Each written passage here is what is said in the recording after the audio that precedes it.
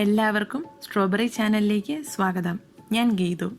1 മണിക്കൂർ പോലും എടുക്കാതെ തയ്യാറാക്കാവുന്ന ഒരു സൂപ്പർ ഫാസ്റ്റ് വെറൈറ്റി ബിരിയാണി റെസിപ്പിയാണ് ഇന്നത്തേത്. ചിക്കൻ 65 ബിരിയാണി.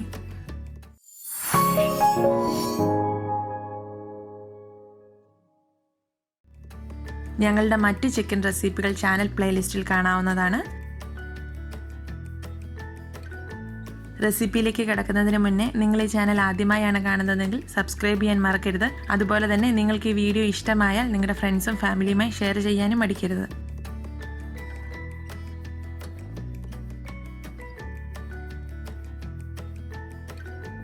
ഇതിനായി ആദ്യം തന്നെ ചിക്കൻ 65 തയ്യാറാക്കാം. ചിക്കൻ 65 തയ്യാറാക്കാനായി 1/2 കിലോ ചിക്കനാണ് ഇവിടെ എടുത്തിരിക്കുന്നത്. ബോണുള്ളതോ ബോൺലെസ്സോ ആയ ചിക്കൻ എടുക്കാം.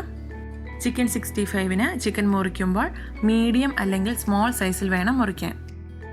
ഇനി ഇതിലേക്ക് 2 ടീസ്പൂൺ ജിഞ്ചർ ഗാർലിക് പേസ്റ്റ്, 1-2 കറിവേപ്പില ചെറുതായി മുറിച്ചത്, 1 ടീസ്പൂൺ കുരുമുളക് പൊടി, 1/2 ടീസ്പൂൺ ഗരം മസാല, 1 ടീസ്പൂൺ മല്ലിപ്പൊടി, 1/2 ടീസ്പൂൺ ജീരകം പൊടിച്ചത്, 1 ടേബിൾ സ്പൂൺ കാശ്മീരി മുളക് പൊടി, 1 ടീസ്പൂൺ ഉപ്പ്.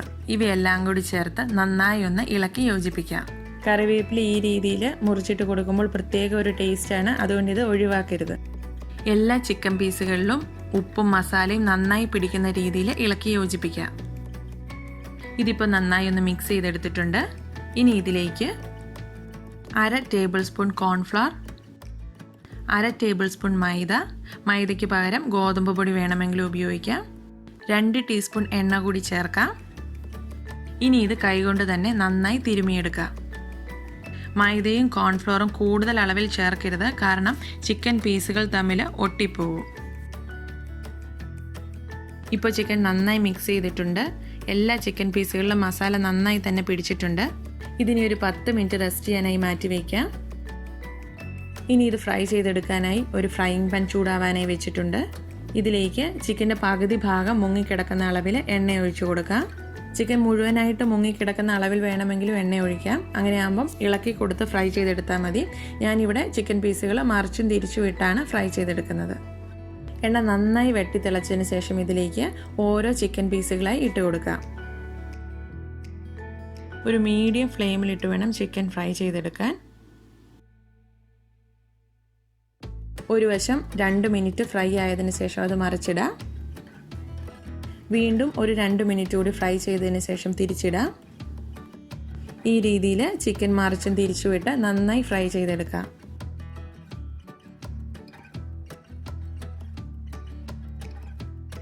ചിക്കൻ നന്നായി ഫ്രൈ ആയതിനു ശേഷം വീണ്ടും കൂടുതൽ സമയം എണ്ണയിലിട്ടാൽ അതിൻ്റെ സോഫ്റ്റ്നെസ് പോകും. അതുകൊണ്ട് ഈ ഒരു പാകമാകുമ്പോൾ പാത്രത്തിലേക്ക് മാറ്റാം. അഥവാ നിങ്ങൾക്ക് നല്ല ക്രിസ്പി ആയിട്ട് ഇരിക്കണമെന്നുണ്ടെങ്കിൽ കൂടുതൽ സമയം ഫ്രൈ ചെയ്തെടുക്കാം. ഇതിപ്പോൾ ഫ്രൈ ചെയ്ത് മാറ്റിയതിന് ശേഷം അതിൻ്റെ ചൂടിലിരുന്ന് കുറച്ചുകൂടൊന്ന് മൊരിഞ്ഞ് കിട്ടും. അതുകൊണ്ട് ആ ഒരു കാര്യം കൂടി ഫ്രൈ ചെയ്യുമ്പോൾ ശ്രദ്ധിക്കണം.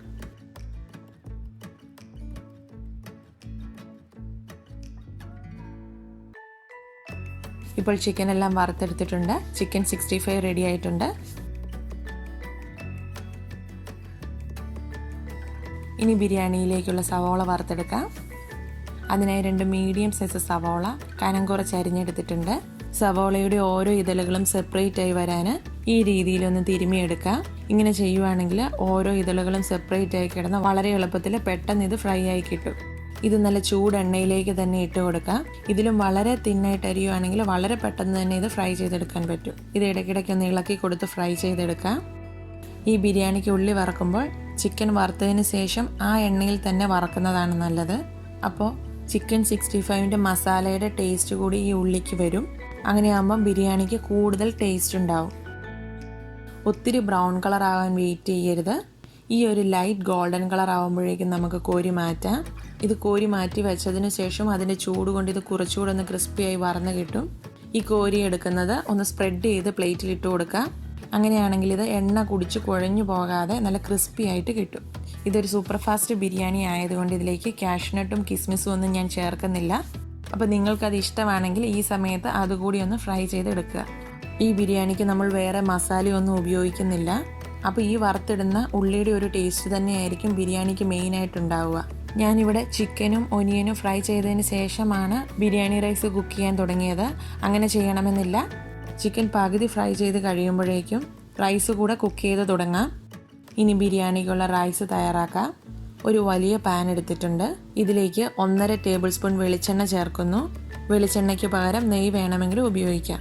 നോൺ സ്റ്റിക്ക് പാൻ ആണെങ്കിൽ ഈ സമയത്ത് എണ്ണയും നെയ്യും ഒന്നും ഒഴിച്ചില്ലെങ്കിലും കുഴപ്പമില്ല. ഇനി ഇതിലേക്ക് 1 ടീസ്പൂൺ ഇഞ്ചി ചതച്ചത്, 1 ടീസ്പൂൺ വെളുത്തുള്ളി ചതച്ചത്, 3 ടേബിൾ സ്പൂൺ ചെറുതായി അരിഞ്ഞ മല്ലിയില, 2 ടേബിൾ സ്പൂൺ ചെറുതായി അരിഞ്ഞ പുതിനയില, ഇവയെല്ലാം ചേർക്കാം. ഇനി ഇതെല്ലായിടത്തും എത്തുന്നത് പോലെ ഒന്ന് സ്പ്രെഡ് ചെയ്ത് കൊടുക്കാം. ഇതിലേക്ക് ചെറുതായി കൊത്തിയരിഞ്ഞ 2 പച്ചമുളക് കൂടി ചേർക്കാം. എരിവ് കുറഞ്ഞ പച്ചമുളകാണെങ്കിൽ കൂടുതൽ എണ്ണം ചേർത്ത് കൊടുക്കാം. ഇനി ഇതിലേക്ക് സ്പൈസസ് ആണ് ചേർക്കുന്നത്. 3 ഏലയ്ക്ക, 3 ഗ്രാമ്പു, ഒരു ചെറിയ കഷ്ണം പട്ട, ഒരു പകുതി തക്കോലം, ഒരു പകുതി ജാതിപത്രി, ഒരു കറുവാപ്പട്ടയുടെ ഇല, 1/4 ടീസ്പൂൺ കരിഞ്ജീരകം, ഇവയെല്ലാം ചേർക്കാം. ഈ കരിഞ്ജീരകം എന്ന് പറയുന്നത് സാധാ ജീരകമല്ല, ബിരിയാണിയിലും പുലാവിലൊക്കെ ചേർക്കുന്ന ഒരു ജീരകമാണ്. ഷാ ജീര എന്നും പറയും. ഇനി ഇതിലേക്ക് നന്നായി കഴുകിയതിന് ശേഷം 15 മിനിറ്റ് കുതിർത്ത് വെച്ച 2 കപ്പ് ബസ്മതി റൈസ് ചേർക്കുന്നു. ഇതൊന്ന് സ്പ്രെഡ് ചെയ്തിടാം. അരി കുതിർക്കുമ്പോൾ കഴുകിയതിന് ശേഷം കുതിർക്കാൻ ശ്രദ്ധിക്കണം. ഇനി ഇതിലേക്ക് ആവശ്യത്തിനുള്ള വെള്ളം ചേർക്കണം. അതിനെ 2.5 കപ്പ് വെള്ളം എടുത്തിട്ടുണ്ട്. ഇതിലേക്ക് ആവശ്യത്തിനുള്ള ഉപ്പ് ചേർത്തൊന്ന് മിക്സ് ചെയ്യാം. ഉപ്പ് രസം അത്യാവശ്യം മുന്നോട്ട് നിൽക്കുന്ന അളവിൽ ഉപ്പ് ചേർക്കണം. എങ്കിൽ മാത്രമേ റൈസിന് പാകത്തിനുള്ള ഉപ്പ് പിടിക്കത്തുള്ളൂ. അതുപോലെ തന്നെ ബിരിയാണിക്ക് ടേസ്റ്റും ഉണ്ടാവുള്ളൂ. ഇതിലേക്ക് 1.5 ടേബിൾ സ്പൂൺ വെളിച്ചെണ്ണ ചേർക്കുന്നു. വെജിറ്റബിൾ ഓയിലോ വെളിച്ചെണ്ണയോ അതും അല്ലെങ്കിൽ നെയ്യാണെങ്കിലും ചേർത്താൽ മതി. ഞാനിവിടെ വെളിച്ചെണ്ണയാണ് ചേർക്കുന്നത്. നെയ്യ് ചേർത്താൽ കൂടുതൽ ടേസ്റ്റ് ഉണ്ടാവും. അതപ്പോൾ നിങ്ങളുടെ ഇഷ്ടത്തിന് ചേർക്കുക. ഇനി ഫ്ലെയിം ഓൺ ചെയ്യാം. ആദ്യം ഒരു മീഡിയം ഫ്ലെയിമിലിട്ട് കുക്ക് ചെയ്ത് തുടങ്ങാം. ഈ വെള്ളം നന്നായി തിളയ്ക്കാൻ തുടങ്ങുമ്പോൾ ലോ ഫ്ലെയിമിലേക്ക് ആക്കണം. ഇത് ആദ്യം മീഡിയം ഫ്ലെയിമിലിട്ട് തിളപ്പിക്കാനായി വെച്ചിട്ട് എങ്ങോട്ടും മാറിപ്പോകരുത്. കാരണം ഇത് പതഞ്ഞു പൊങ്ങി പുറത്ത് ചാടും. അതുകൊണ്ട് നോക്കി നിന്ന് തന്നെ തിളപ്പിച്ചതിന് ശേഷം ലോ ഫ്ലെയിമിലേക്ക് മാറ്റാൻ ശ്രദ്ധിക്കണം. ഇനി ഇത് ലോ ഫ്ലെയിമിലിട്ട് മൂടി 15 മിനിറ്റ് വയ്ക്കുക. പലരുടെയും കയ്യിലുള്ള അരി പലതരമാകാം. അതുകൊണ്ട് എല്ലാ അരിയുടെയും വേവ് സെയിം ആകണമെന്നില്ല. അതുകൊണ്ട് ലോ ഫ്ലെയിമിൽ ഇട്ട് കഴിഞ്ഞ് ഒരു 8 മിനിറ്റ് കഴിയുമ്പോൾ ഒന്ന് ചെക്ക് ചെയ്ത് നോക്കണം വെള്ളം വറ്റിയോ ഇല്ലയോ എന്ന്. ഈ പാനിൻ്റെ സെൻട്രൽ ഒരു കുഴിവുണ്ടാക്കി നോക്കിയാൽ അറിയാം അടിഭാഗത്ത് വെള്ളം കിടപ്പുണ്ടോ ഇല്ലയോ എന്ന്. വെള്ളം ഉണ്ടെങ്കിൽ വീണ്ടും അടച്ചു വെച്ച് വേവിക്കാം. അഥവാ വെള്ളം പാകത്തിന് വറ്റിയിരിപ്പുണ്ടെങ്കിൽ ബാക്കി സ്റ്റെപ്പുകൾ ചെയ്തു തുടങ്ങാം. എനിക്കിവിടെ 15 മിനിറ്റിലാണ് വെള്ളം പൂർണ്ണമായിട്ട് വറ്റിയിരിക്കുന്നത്. ഇപ്പോൾ റൈസ് ഒരു 85% വേവായിട്ടുണ്ട്. ഇനി ഇതിലേക്ക് ചേർക്കാനായി 1 കപ്പ് നല്ല കട്ട തൈര് എടുത്തിട്ടുണ്ട്. ഇതിലേക്ക് 1 table spoon biryani masala, 1/4 teaspoon ഉപ്പ്, 2 ടേബിൾ സ്പൂൺ ഉരുക്കിയ ബട്ടർ അല്ലെങ്കിൽ ഉരുക്കിയ നെയ്യ് ചേർത്താൽ കൂടുതൽ ടേസ്റ്റ് ആയിരിക്കും. ഇവയെല്ലാം ചേർത്ത് നന്നായി ഒന്ന് മിക്സ് ചെയ്യാം. ബിരിയാണി മസാല കയ്യിലില്ലെങ്കിൽ പകരം മീറ്റ് മസാല ചേർത്താലും മതി. പക്ഷേ ബിരിയാണി മസാല ചേർക്കുന്നതായിരിക്കും കൂടുതൽ ടേസ്റ്റ്. കുക്കർ ഉണ്ടെങ്കിൽ വെറും 2 മണിക്കൂർ കൊണ്ട് നല്ല കട്ട തൈര് തയ്യാറാക്കുന്നത് എങ്ങനെയെന്ന് ഒരു വീഡിയോ ചെയ്തിട്ടുണ്ട്. അപ്പോൾ താല്പര്യമുള്ളവർ അതൊന്ന് കണ്ടു നോക്കുക. അതുപോലെ തന്നെ ഹോം മെയ്ഡ് ബിരിയാണി മസാലയുടെ വീഡിയോ ഞങ്ങൾ ചെയ്തിട്ടുണ്ട്. അതും കാണാത്തവരൊന്ന് കണ്ടു നോക്കുക. ഇനി ഇത് അരിക്ക് മുകളിലായി സ്പ്രെഡ് ചെയ്ത് കൊടുക്കുക. ഇനി ഇതിൻ്റെ സെൻട്രലായിട്ട് ബിരിയാണിക്ക് ചെറിയൊരു യെല്ലോ ഷെയ്ഡ് കിട്ടാനായിട്ട് 1 സ്പൂൺ വെള്ളത്തിൽ കുറച്ച് സാഫ്രോൺ അഥവാ കുങ്കുമപ്പൂ മിക്സ് ചെയ്തൊന്ന് ചേർക്കാം. സാഫ്രോൺ വേണമെന്ന് നിർബന്ധമില്ല. പകരം 1 സ്പൂൺ പാലിൽ 2 പിഞ്ച് മഞ്ഞൾപ്പൊടി ചേർത്ത് മിക്സ് ചെയ്ത് ഒഴിച്ചാലും മതി. ഇവ രണ്ടും ചേർത്തില്ലെങ്കിലും കുഴപ്പമില്ല. ഇനി ഇതിലേക്ക് നമ്മൾ വറുത്ത് വെച്ചിരിക്കുന്ന ചിക്കൻ പീസുകൾ കൂടി ഇട്ട് കൊടുക്കാം. എല്ലായിടത്തും എത്തുന്ന രീതിയിലൊന്ന് അറേഞ്ച് ചെയ്ത് സ്പ്രെഡ് ചെയ്തിടാം. ഇതിനു മുകളിലായി നമ്മൾ വറുത്ത് വെച്ചിരിക്കുന്ന സവോള ഇട്ട് കൊടുക്കുക.